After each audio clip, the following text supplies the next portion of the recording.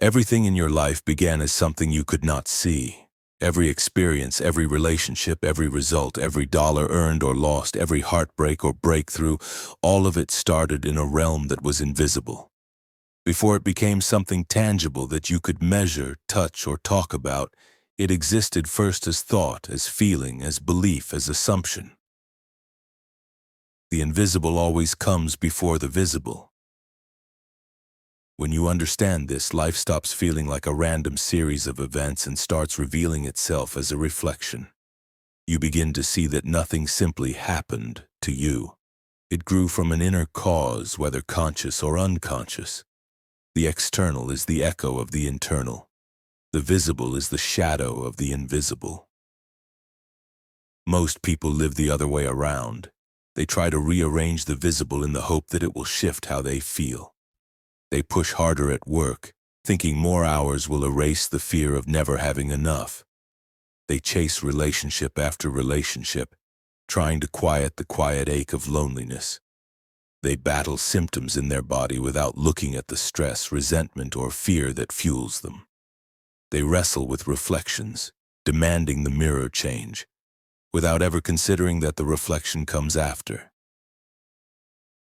This is why so many get stuck in cycles. They fix one problem only for another to rise in its place. They heal one wound only to see it return in another form. They push against the effect without tending to the cause. But nothing permanently changes until the invisible changes. This is not philosophy, it is not abstract spirituality, it is simple mechanics. The state you live in is the seed, the outer world is the harvest.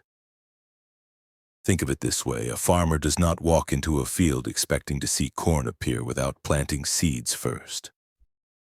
He does not blame the soil for failing him if he never placed anything beneath it. And if he plants wheat, he does not expect grapes to grow. The field only amplifies what was planted. The world works the same way. If you carry the invisible seeds of fear, lack, or unworthiness, life amplifies them. It is not because life is cruel, but because life is precise. It mirrors. If you carry the invisible seeds of confidence, peace, and sufficiency, life reflects those as well. You are not reacting to life. Life is reacting to you. This truth feels heavy at first.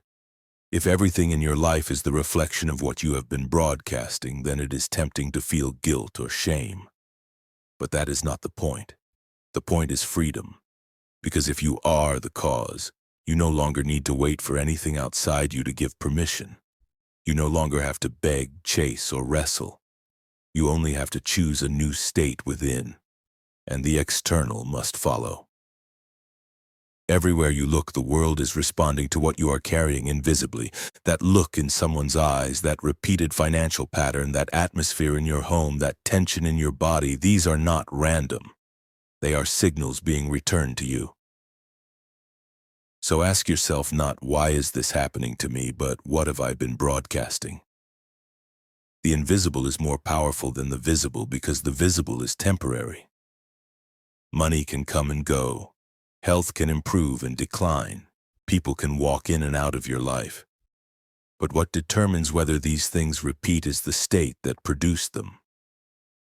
Shift the state and the pattern dissolves. Keep the state and the pattern remains. You cannot create abundance while gripping fear. You cannot receive deep love while quietly assuming you are unworthy. You cannot feel peace while feeding yourself a diet of constant worry. The invisible and visible must align. The moment you understand this, the world begins to open. You stop chasing, you stop forcing, you stop asking for proof. You start asking who you are willing to be. The invisible comes first, it always has. And once you see this, you stop being the victim of your reflection and become the origin of what comes next. Every new reality begins in silence, in thought, in the unseen world within you.